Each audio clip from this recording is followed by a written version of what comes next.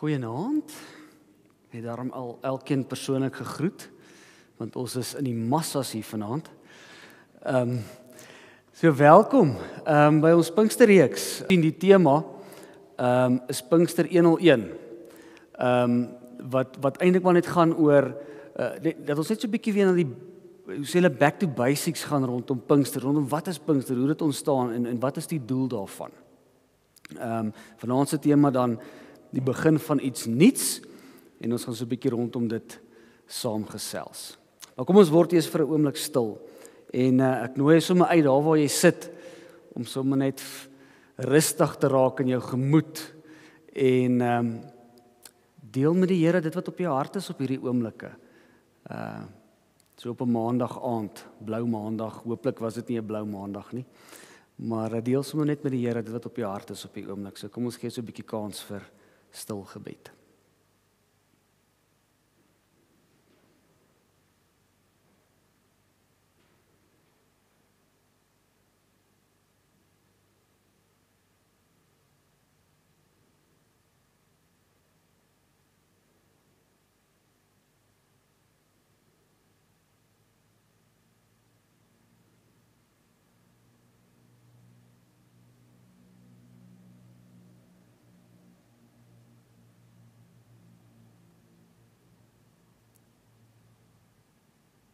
Dankie Here dat ons ook in hierdie oomblikke op hierdie maandag aand kan rustig word.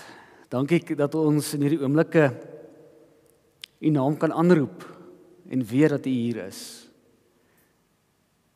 Ons bid Here dat dit wat ons vanaand ook hier gaan doen, dit wat ons gaan deel en oor praat, dat U dit ook in ons harte sal vasmaak. En dat ons sal hoor wat ons moet hoor en dat ons sal groei in ons verhouding met U.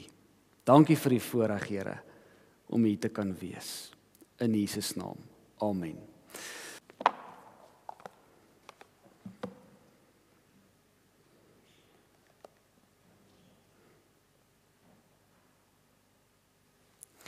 Soos ek nou gesê het, die doel van hierdie reeks is om net bietjie weer stil te staan by wat Pinkster is. Hoekom ons Pinkster vier? Hoekom is dit nodig dat ons oor Pinkster gesels? En daar's 'n klomp dinge wat mense sê rondom die gawes van die Gees en die uitstorting van die Heilige Gees. So die doel is regtig om net terug te kom na basics toe, na die basiese goed rondom Pinkster. En daarom wil ek sommer vir jou vra, so in die heel begin, as ek die woord Pinkster gebruik, waaraan dink jy? Wat is die eerste ding wat by jou gedagtes opkom wanneer ek die woord Pinkster gebruik? Nou heel waarskynlik gaan jy dink aan die uitstorting van die Heilige Gees. En jy gaan dink aan Handelinge, daar in Handelinge 2 toe die Heilige Gees uitgestort is.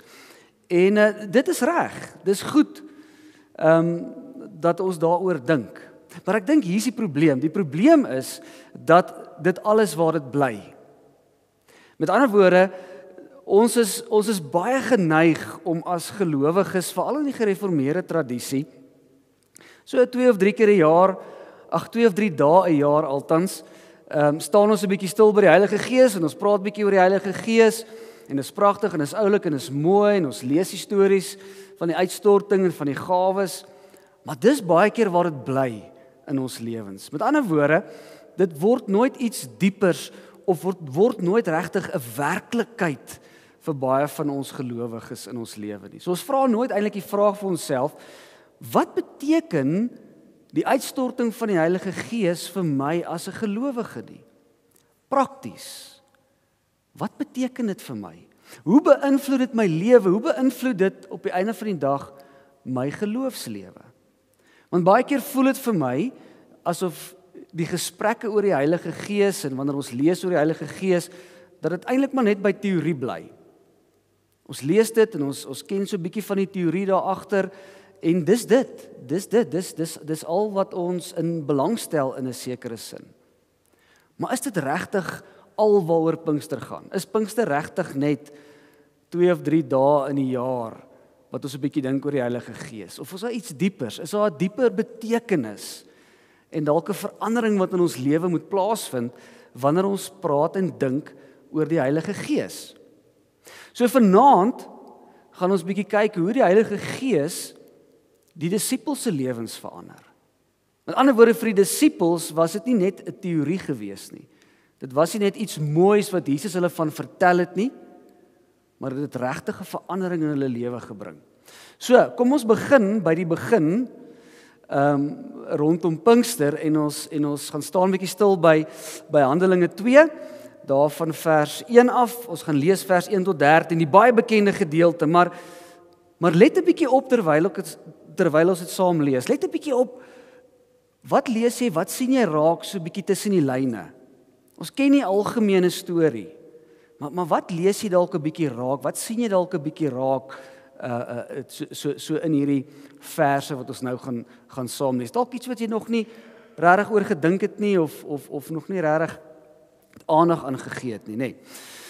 Toe die dag van die Pinksterfees aanbreek, was hulle almal bymekaar. Skielik was daar 'n geluid uit die hemel, soos van 'n geweldige stormwind, en het die hele vertrek gevul waar hulle gesit het. Hulle het iets soos vuur gesien wat in tonge verdeel en op elkeen van hulle gekom het. Almal is met die Heilige Gees vervul, en hulle het in ander tale begin praat, soos die Heilige Gees het aan hulle gegee het om onder sy leiding te doen. Daar het godsdienstige Jode uit al die nasies onder die son in Jerusalem gewoon. Toe die mense die geluid hoor, het 'n groot skare saamgedrom, en omdat elkeen gehoor het hoe daar in sy eie taal gepraat word, het hulle nie geweet hoe hulle dit het nie. En verras en verbaas sê hulle toe, die mense wat daar praat, is tog almal Galileërs. Hoe hoor elkeen van ons dan sy eie moedertaal?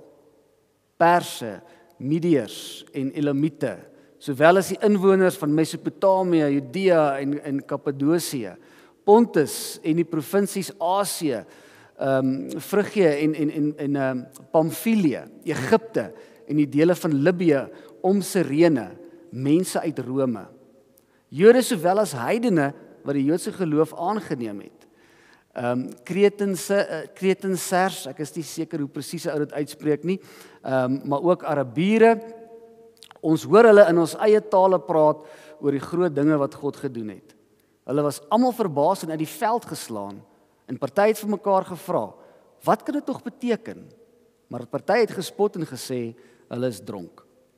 En dis die 83 vertaling se weergawe daarvan. Nou voor ons oor hierdie gedeelte gesels, moet ons net eers vir 'n oomblik onsself net herinner aan die lewe van die disippels. Ons weet dat die disippels, veral in die tyd met die kruisiging van Jesus, weet ons dat hulle eintlik maar baie bang en onseker was, en dat hulle in vrees maar eintlik gelewe het.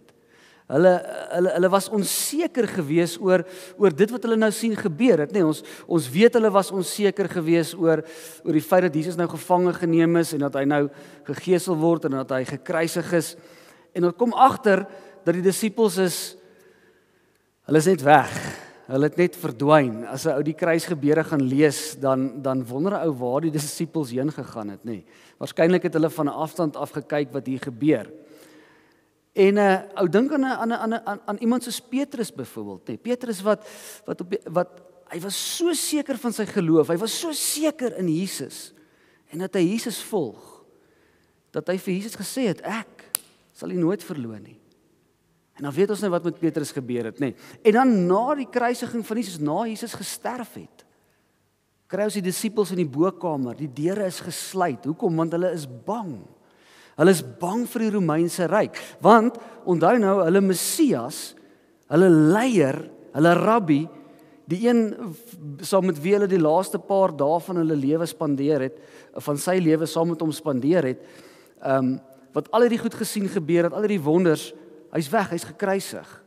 So die mat is heeltemal onder hulle uitgeruk, en hulle is bang vir die Romeinse ryk, en hulle is ook bang vir die Joodse raad. Want op 'n einde van die dag was dit die Joodse raad gewees wat Jesus toe nou, jy weet, laat kruisig het, nie die Romeine wat hulle toestemming gegee het. So nou is die disippels bang, en nou kan dit verstaan. En hulle is onseker, nee, dink bietjie jouself in. Hulle het nie 'n idee wat om nou te doen nie. En selfs nadat Jesus aan hulle verskyn het, en na hy opgestaan het en nadat hy aan hulle verskyn het en ou Thomas wat aan die wonde van Jesus geraak het, en nadat hulle nog 'n paar goed van Jesus afgehoor het wat hy vir hulle gesê het, wat hy vir hulle vertel het, is hulle maar nog steeds onseker. Definitief nie op 'n plek in hulle lewe waar hulle die evangelie kan verkondig nie. Definitief nie op 'n plek in hulle lewe waar hulle gaan in ander woorde die groot opdrag in Matteus 28 waar hulle dit gaan uitleef nie, nê. Bang en onsekere klomp mense wat hulle daar bymekaar is, nê. Nou ek en jy wat hierdie storie lees, hierdie verhale van die disippels wat so bang is en so onseker is, ek en jy weet iets groots is op pad. Ek en jy weet want ons ken dit wat ons nou net gelees het. So dis in ons agterkop, ons weet, al lees ons hierdie dinge van die disippels en hoe hulle onseker en bang is amper as ons vir hulle wil sê, hou dit vas, hier is iets groots op pad. So wat is hierdie iets groots wat dan nou op die einde van die dag gebeur het? Nou kom ons gesels oor dit wat ons nou net gelees het. Onthou nou, neem nou net in gedagte, die disippels is bang en onseker, hulle weet nie wat hulle kan doen nie, en dan gebeur hierdie. Nou lees ons met hierdie uitstorting van die Heilige Gees dat hulle bymekaar is vir Pinkster. Nou het jy al oor gewonder, hoekom sou Handelinge, die skrywer van Handelinge wat ons glo ook Lukas was, dieselfde skrywer as die Lukas Evangelie, hoekom sou Lukas dan met ander woorde sê hulle is bymekaar vir Pinkster? Is Pinkster nie dan die uitstorting van die Heilige Gees nie? Want dis hoekom ons hier bymekaar is. Ons sit vanaand hier want ons vier Pinkster, en Pinkster is gelyk aan die uitstorting van die Heilige Gees. Maar hoekom want Handelinge sou nie dit geskryf het nie, of Lukas sou nie dit geskryf het, en die disippels sou nie geweet het wat die uitstorting van die Heilige Gees behels nie, maar hulle is daar vir 'n Pinksterfees. So wat gebeur hier? Die Pinksterfees was 'n baie algemene fees geweest. Dit was 'n baie ou fees wat die Jode al vir jare lank gevier het. Ons lees in die eerste 5 boeke van die Ou Testament, lees ons alreeds in 'n paar plekke van hierdie Pinksterfees wat hulle gevier het. So die Pinksterfees was nie 'n onbekende ding nie, maar die Pinksterfees was aanvanklik nie gekoppel aan die uitstorting van die Heilige Gees nie. So wanneer ons dit nou lees hier in in Handelinge, dan moet ons terugdink aan daai fees. So wat was hierdie fees geweest dan met ander woorde, nê? Die Pinksterfees was 50 dae na Paasfees. Want dat die Jode het Paasfees ook gevier, Paasfees waar Jesus betrokke ook was, ook toe hy gekruisig is, was dit Paasfees geweest. 50 dae daarna vier hulle hierdie Pinksterfees. En Pinkster het hulle gevier want hulle het die eerste oes van die vrugte of die graan het hulle gevier. Aan die ander woorde, dit het iets gesê van God wat voorsien. So dit was 'n bekende fees. Hulle het ook die feit gevier dat God die wette vir Moses gegee het, nê, op Berg Sinai. So daar was 'n tweedelige fees gewees op die einde van die dag. Nou met die gevolg is dat 'n klomp mense het in hierdie tyd na Jerusalem toe gestroom, ook vir hierdie fees. En baie van hulle wat gebly na Paasfees en gewag vir die Pinksterfees, maar 'n klomp mense het ook wat om Jerusalem gebly het en ander stede het Jerusalem toe gegaan vir hierdie spesifieke fees. So dis hoekom die disippels op daai oomblik bymekaar is rondom hierdie Pinksterfees. Nou moet ons al klaar, ek wil amper sê iets raak sien van hoe hierdie ding, hoe God hierdie ding georgestreer het, nê. Met ander woorde, dit was nie net 'n geslote beweging gewees wat die disippels beleef het daar iewers in 'n vertrekkie op 'n stadium in hulle lewe nie. Niemand het dit gesien en beleef nie. Nee, daar was 'n klomp mense, honderde mense wat hier Jerusalem toe gekom het en hulle sou hierdie belewenis gehad het dan. En dis hoekom Lukas dan skryf, nê, van hierdie klomp mense wat hierdie gebeurtenis gesien het. Alraai, en wat gebeur dan? Dan beleef ons hierdie uitstorting van die Heilige Gees. Dan beleef ons Pinkster soos ek en jy dit vanaand dan nou met ander woorde vier. Ons lees daar oor hierdie ongelooflike groot gebeurtenis. Ons lees van hierdie harde geluid wat uit die hemel uitkom. Nou hoekom 'n harde geluid uit die hemel uit? Want bloot eenvoudig net omdat as jy na die Ou Testament gaan kyk, God het altyd van bo af gekom. Alles toe God, elke keer as God homself openbaar het, of meeste van die keer het hy van bo af gekom. Hoekom? Want die gode was mos in die hemel, bo. So nou hoor hulle hierdie geluid hier bo. So in die eerste plek kan ons al klaar besef dat hierdie ding van God afkom, en die mense sou hierdie idee gehad het, dit is definitief iets wat van God afkom, want dit kom van bo af, nee, die gode wat in die hemel is. En dan lees ons iets van hierdie sterk wind, hierdie skielike sterk wind. Nou, dis nie soos wat ek en jy daar oor Desember maande op Maagheid se strand sit en dan beleef ons hoe die wind stadig, maar seker sterker en sterker begin waai op die strand nie, nee. Daai wat 'n ou so begin eina, as die sand jou so begin tref nie, nee. Dis nie skielik is daar wind en nou tref die sand jou nie, dit is gewoonlik geleidelik wat dit opbou, maar in hierdie geval lees ons dat dit skielik gebeur het. En wind word ook met God vereenselwig, nee. Ons lees in die Ou Testament dele waar God verskyn het, waar wind betrokke is, nee. So onmiddellik het die feit dat dit 'n wind is wat gewaai het hierdie mense herinner of laat dink aan, maar dis God, want dis 'n wind. Dieselfde woord wat in Grieks gebruik word, pneuma, is dieselfde woord wat vir wind gebruik word, is dieselfde woord vir gees. Dieselfde woord in Hebreëus ook, nee. Is dieselfde woord wat gebruik word vir wind en vir gees. So onmiddellik sou hulle besef het, maar hier's iets goddeliks, iets groters wat besig is om hier te gebeur, bloot net omdat hierdie wind daar is. En dan die derde simbool of simboliek wat ons dan raak sien in hierdie hele gedeelte is hierdie hulle sien hierdie vuur wat afkom en dan verdeel. En dan gaan sit dit bo die disippels, nê. En dan lyk dit soos tonge, nê. Hulle noem dit tonge van vuur. Nou weer eens vuur wat ook vergelyk word met God. Vuur wat eintlik mos maar 'n verterende middel is, nê. Dis 'n magtige ding, vuur. So nou kom hierdie vuur af. So hulle sou onmiddellik weer gedink het en besef het, maar dis God. Want dis vuur. Dink aan Moses, waar het Jesus vir Moses ontmoet? In die brandende bos, nê.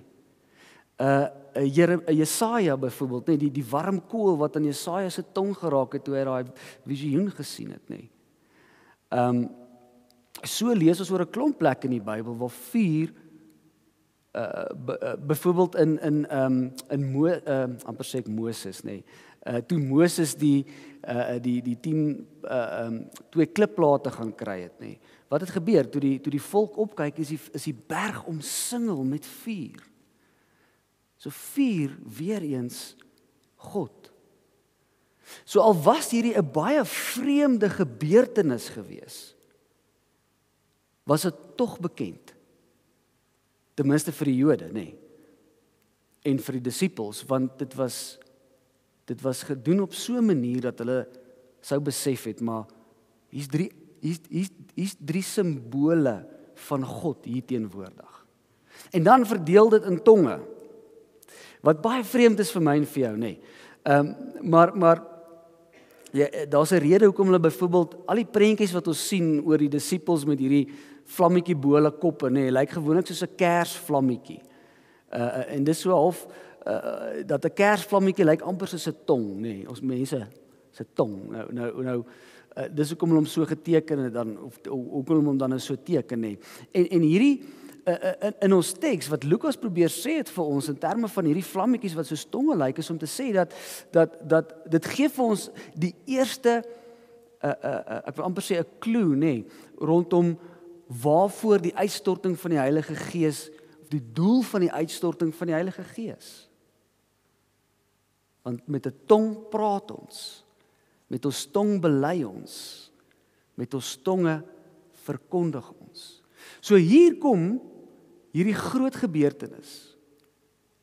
En dit was 'n groot gebeurtenis. Dis wat Lukas probeer om vir ons te vertel, nê. En ek dink ons mis hierdie groot gebeurtenis in Handelinge 2, omdat ons nooit regtig hieroor dink nie. Ons lees die storie en ons ken dit, maar dink jouself vir daai oomblik in. Verbeel jouself vir daai oomblik, jy staan daar, jy's in Jerusalem en dis wat jy sien gebeur. Hierdie harde geluid, hierdie stormwind wat skielik daar is, hierdie vuur wat afkom en verdeel in tonge. Dis 'n groot gebeurtenis. Ons het 'n baie mooi visuele prentjie in ons kop, byvoorbeeld van die kruisiging. Danksy flieks soos The Passion en 'n klomp ander films wat voor hom gekom het rondom Jesus se kruisiging. Ons het 'n baie goeie idee, 'n prentjie in ons kop van wat daar gebeur. Maar ons maak baie daarvan, maar ons maak nie altyd so baie van dit wat daar gebeur het in Handelinge 2, toe die Heilige Gees uitgestort is nie. En daarom wil ek jou uitnooi vanaand, dink jouself vir 'n oomblik in rondom hierdie gebeurtenis, rondom wat daar gebeur het. Dit was groot. Dit was goddelik. Dit was bonatuurlik geweest. En dit was so groot en goddelik en bonatuurlik dat toe die mense dit hoor en sien, het hulle onmiddellik nader gedrom, nê? Want hulle wou sien wat gaan nou hier aan. Dieselfde as wat hulle nader gedrom het met Jesus wat gekruisig word, drom hulle nou nader om te sien wat gaan nou hier aan, wat gebeur nou hierso. En dan gebeur dit. Hulle praat in tale. Nou ek en jy moet onmiddellik hierdie praat in tale moet ons verstaan, en dis baie keer hier waar mense in baie ander vorm van die Christelike geloof, dink ek, nogals so 'n bietjie die stoel mis sit, is dat hierdie tale spesifiek wat hier gepraat word in Handelinge 2, was nie 'n gebrabbel gewees nie. Dit was nie vreemde tale nie. Dit was nie onverstaanbare tale gewees nie, nê. Hierdie taal was baie spesifiek tale gewees, en ons het dit nou net gelees, sommige van die woorde wat ek selfs nog sukkel om uit te spreek, van die tale wat daar gepraat word, of die groepe mense wat daar was, hulle kon skielik hierdie Galileërs verstaan. En onthou nou, hulle is daar vir Pinkster, en dis hoekom dit belangrik is om te weet dat hulle van oral af gekom het na Jerusalem om hierdie Pinksterfees te vier, want dis verskillende mense wat verskillende tale praat, wat hier bymekaar kom, en nou skielik weet hulle dat hierdie groepie mense kan skielik hulle eie tale praat. En hulle het geweet hulle kan nie. En hier praat hulle taal. Skielik kan hulle hierdie ouens verstaan in hulle eie moedertaal. En hier's waar dit belangrik is. En ek hoop jy het dit raak gesien. Hulle het nie sommer net enige iets gepraat nie. Hulle het nie terwyl hulle nou in hierdie verskillende tale gepraat het hulle nou nie daar resepte uitgedeel met mekaar nie, nê. Kosresepte uitgedeel nie. Hulle het baie spesifiek, sê Lukas vir ons, dat hulle gepraat het oor die wonders van God. Maar hulle het oor God gepraat. Toe hulle in hierdie ander taal begin praat het, 'n taal wat hulle waarskynlik self nie verstaan het nie, die disippels nie, het hulle God se naam verkondig. En dis een van die grootste, belangrikste dinge wat ek en jy moet raak sien in die werking van die Heilige Gees. Want waaroor gaan dit, nê? Dis waar hierdie tonge ook vandaan kom, die tonge die praat, nê?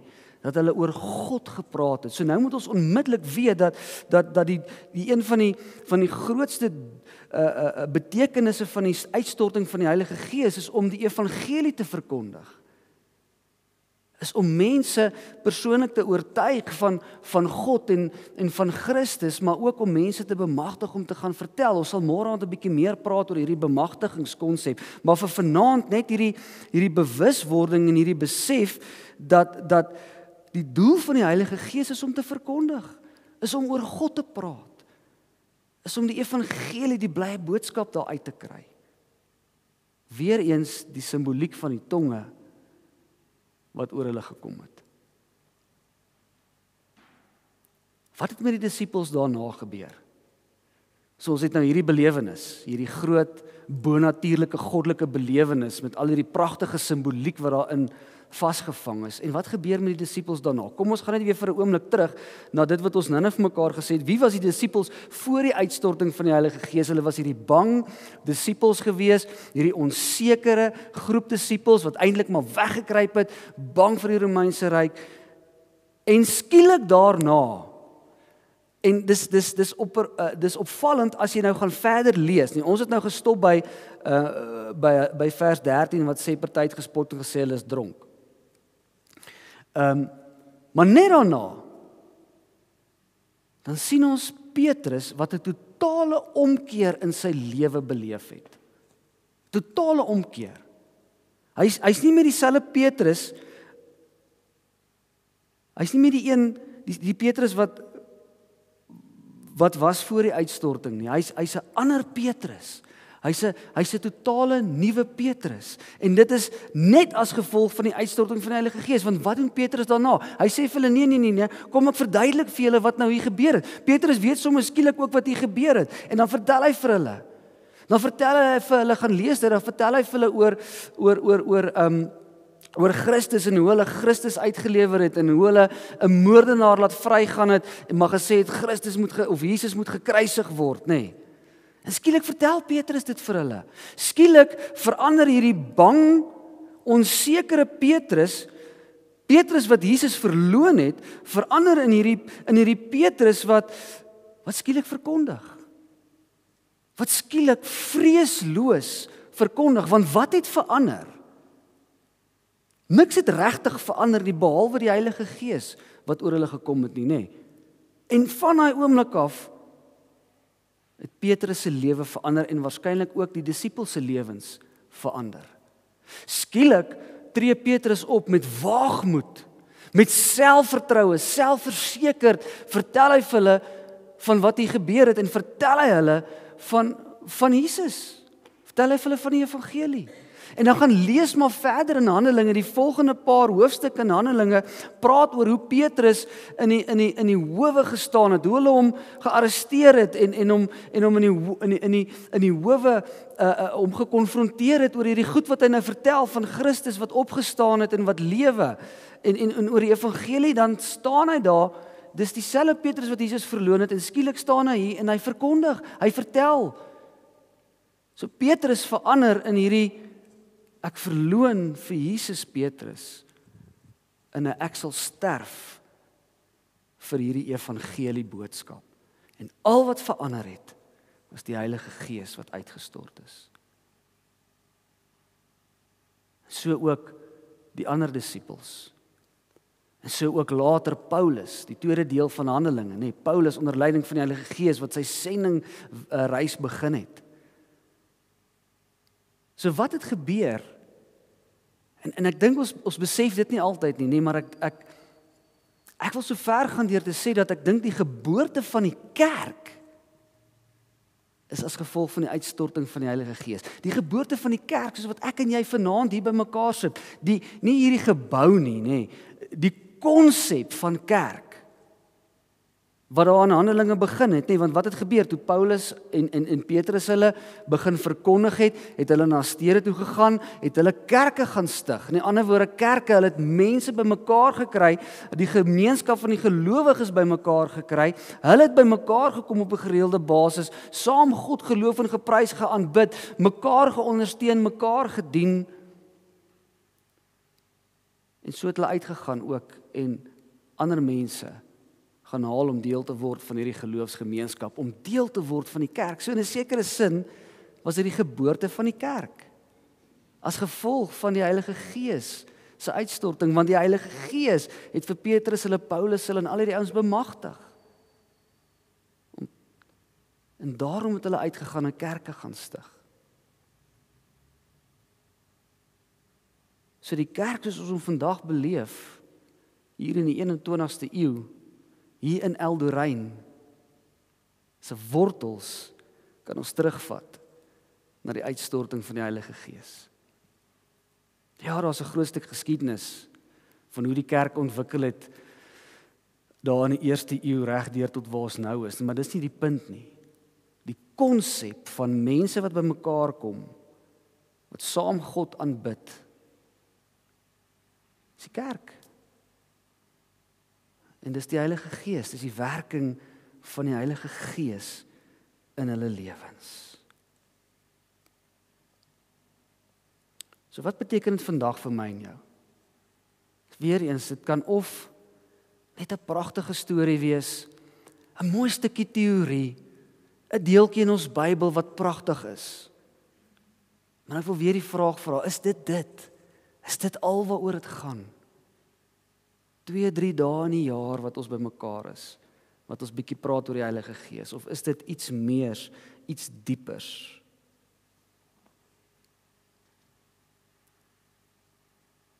Wanneer ons gaan kyk hoe Petrus hulle se lewe verander het, dan was dit nie net 'n eenmalige verandering en klaar en verby en Petrus pak dit weer terug in sy kassie en oor 'n jaar dink hy weer daaroor nie. Nee, as gevolg van die werking van die Heilige Gees in hulle lewens van daardie af is hulle lewe ingestel, het hulle gefokus op die Heilige Gees.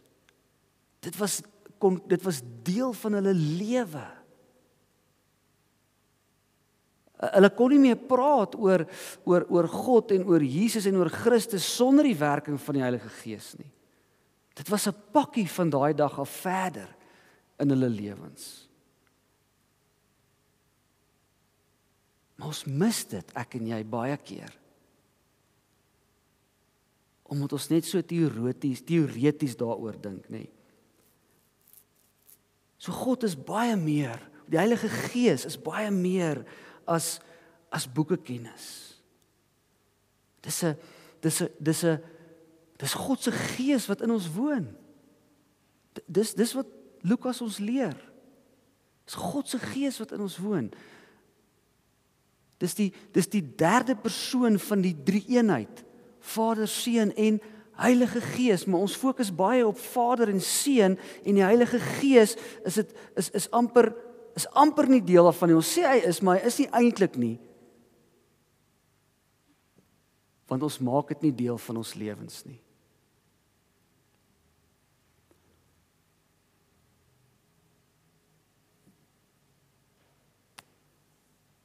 So my vraag aan jou vanaand, 2 vrae. Is jy bewus van God se Gees in jou lewe? Is jy bewus daarvan? Is jy bewus van die feit dat God deel is van jou lewe deur die werking van sy Gees? Of stop jou geloof by Jesus?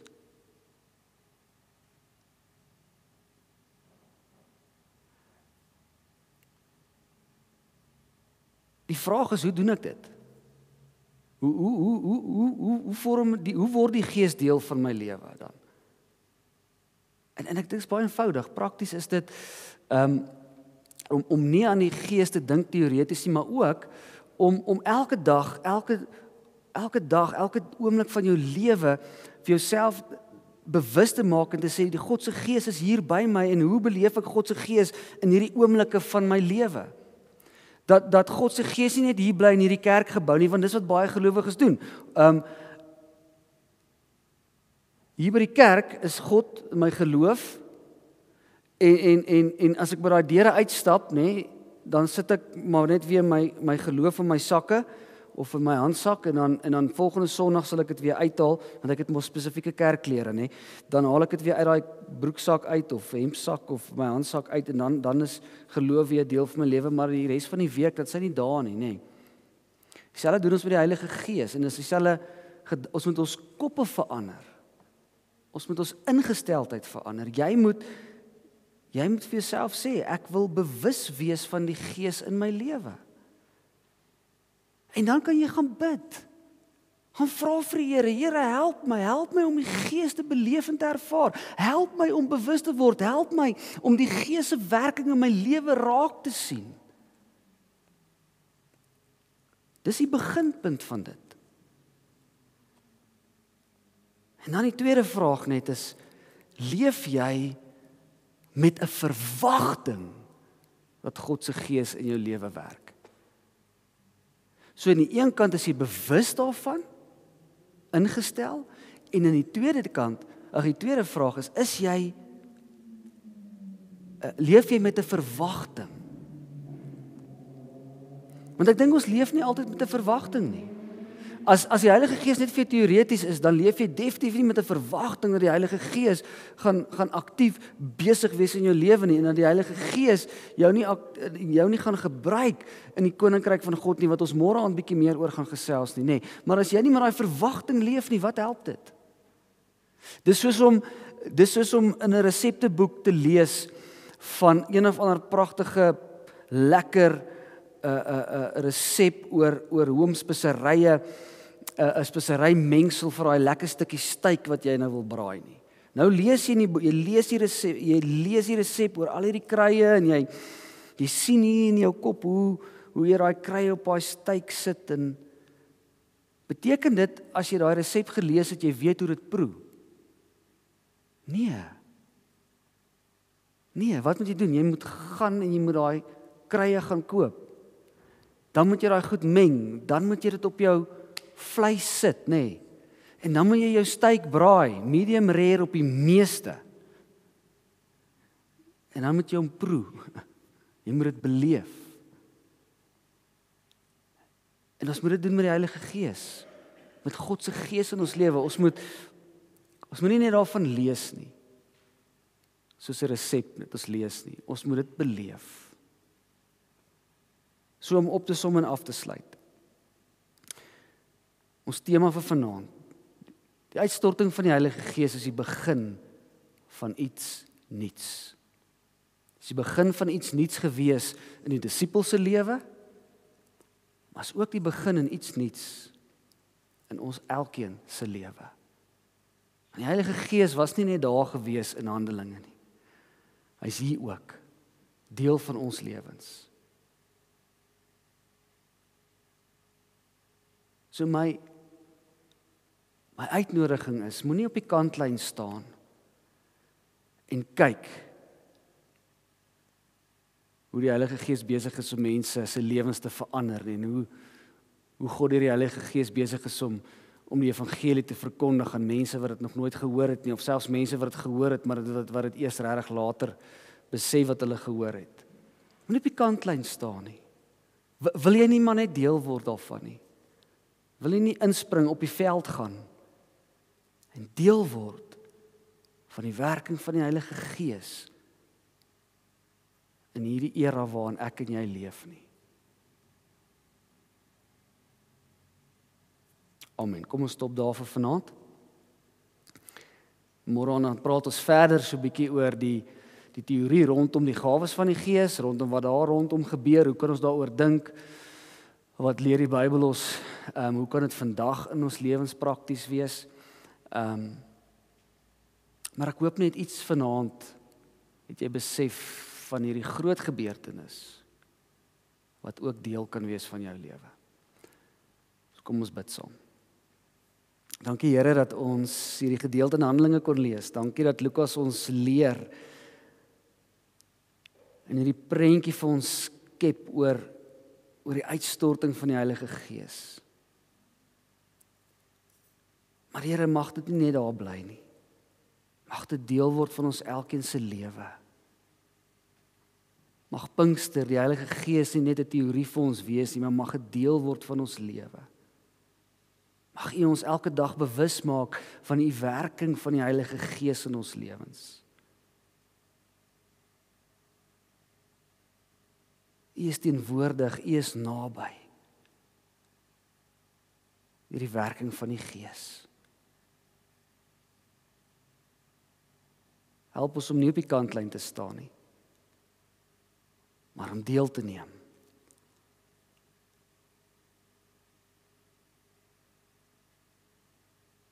In Jesus naam. Amen.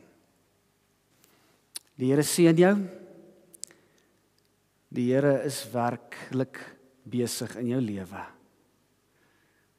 Mag jy die teenwoordigheid van God se Gees ook ervaar.